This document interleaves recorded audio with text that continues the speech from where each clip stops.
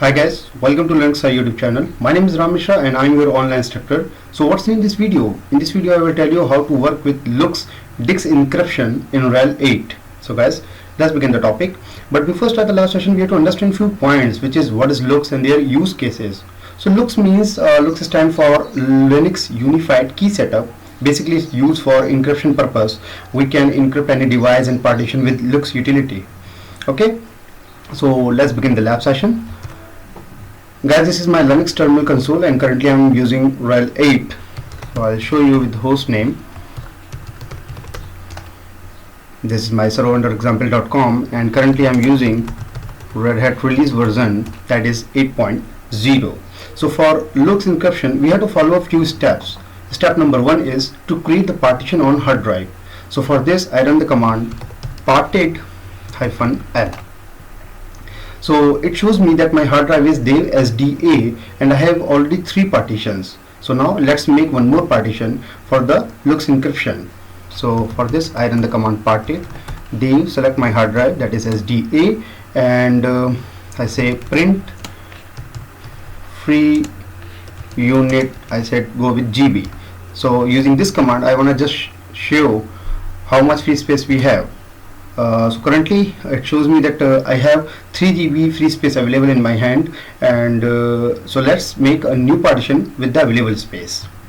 Okay, so for this I run the command parted again, parted dev sda, and mkpart means make partition. I go with primary partition, so primary and MARY, and starting point is 223.5 GB and end on 26.8 GB. Okay, that's great. So now update the partition table. So for this I run the command udev settle. Now just check new partition entry. So for this again I run the command parted-l.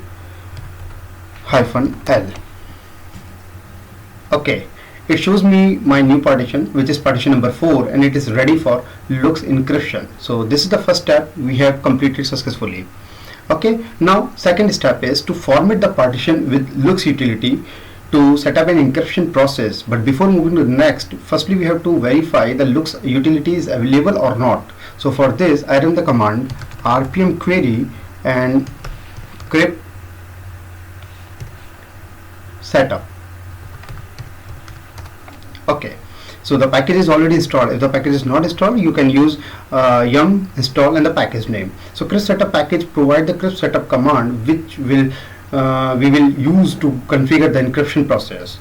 So now formatted the partition with the LUKS utility. For this I run the command crypt setup LUKS format. Remember F is case sensitive. So crypt setup LUKS format and the partition name. In my case this is dev sda 4. So once I press enter, it asks for confirmation, say yes and assign a key. So I type assign a key,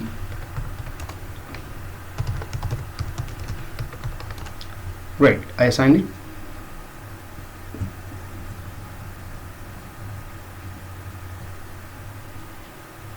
Take some time.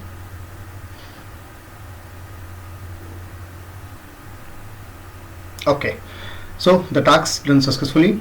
Now next step is we need to target to open the encrypted volume.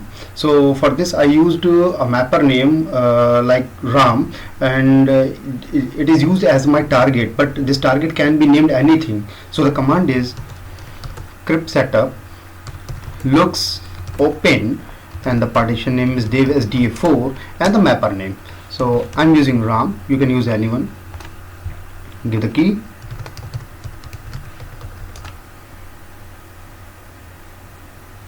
Yeah, it's open. So running the lsblk command, we can view our current setup. So for this I run lsblk. Look at that. So here it shows my mapper name is Ram and the type is crypt, that is crypto utility. And if I go with dev mapper, if I go here in dev mapper, I can see that we can also check that the status of mapping it's already mapped. Encrypted volume is mapping, that is RAM. And we have the option, we can also check the status of mapping using the one more command, that is script setup -v status and the mapper name. So this give me a brief information, that is my dev mapper RAM is active, and it give me a more information. Okay, so we are ready to move to the next task, and next step is to create the file system. So since we now we access the encrypted volume, we need to format it, because until we are not formatted, we can't store the data. So okay, so before we can store the data, we have to format it, and you know that we have a different file system available in Red Hat Linux, and currently I'm using rhel8, so XFS is the by default file system. Otherwise you can go with ext3 or ext4. So for the sake of simplicity, I'll use XFS as a file system. So I simply run the command mkfs.xfs and dev mapper and RAM. Okay, so now I have successfully assigned the file system. My next point is to create the mount point and directory and mount it. So for this I make a mount point, say test. So /test, this is my mount point, and for mounting, for temporary mounting, I run the command mount dev mapper RAM where test. Great.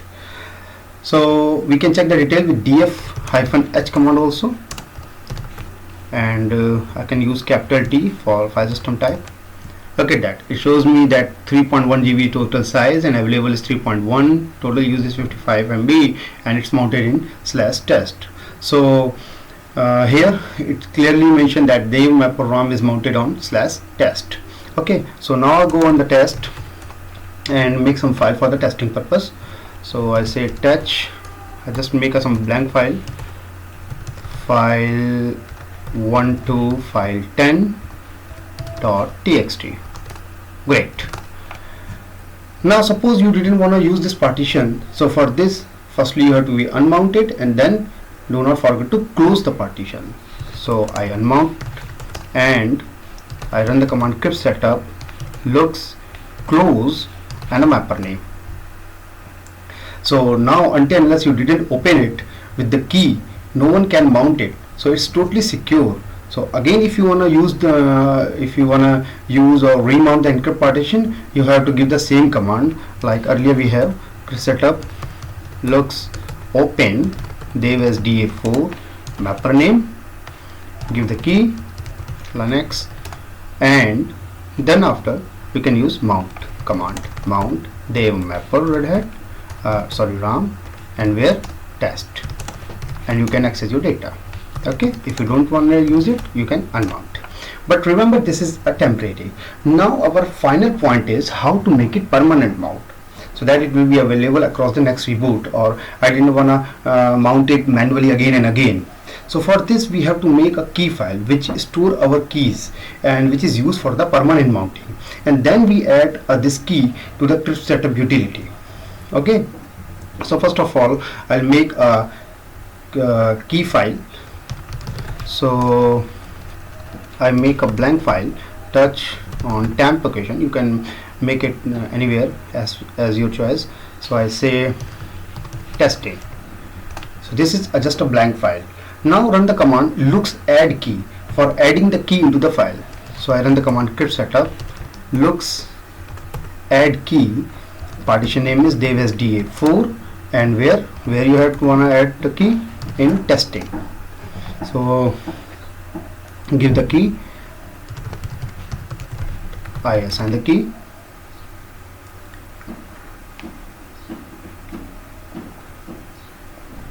take some time. Great.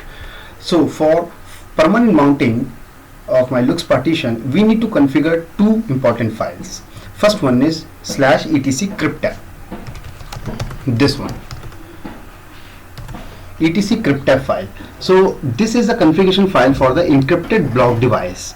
So firstly we have to configure it, and then we will discuss about etc of step file, that is another important file for the mounting purpose, permanent mounting purpose. Okay, so for this I run the command lsblk dev sda4, and or I can go with the blk id block id, and I grab the value uuid from here because I need it for my cryptf file.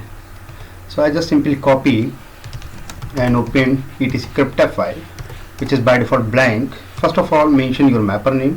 In my case it's Ram, and copy the uuid one more time. Yeah, it's copy and paste. Okay, so I first mention my mapper name, then uuid of my dev mapper Ram, and then you have to mention the key file, that is temp testing and LUKS. Great, save and quit from there. So this is the entry I mentioned in the etc cryptf file. Now go with the second file, that is etc fstep file. So this file holds the static information about the file system. So just put up the few entry here, and it's very important.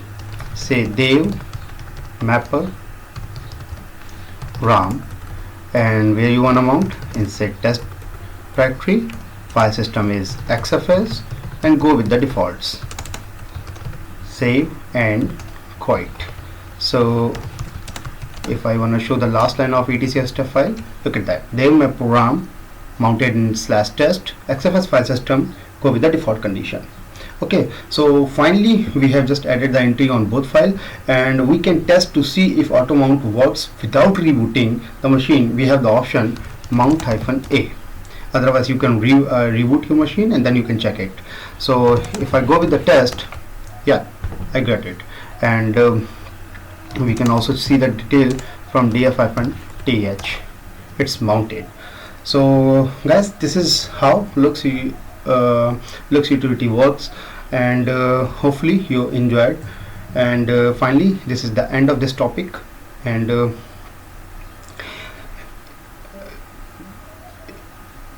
soon I will come up with another interesting topic. Till then, keep practicing. If you feel something I have missed, or you want to know more something else, please leave your comment and subscribe my YouTube channel for the more latest update. If you like this video, please do not forget to like, share and subscribe my channel, and press the bell icon button for the latest update. Guys, one more thing, if you are interested in Linux online classes for the Red Hat Linux or AWS and many more, please contact us through the given links, which is mentioned in the description. Thanks for watching, stay safe and goodbye.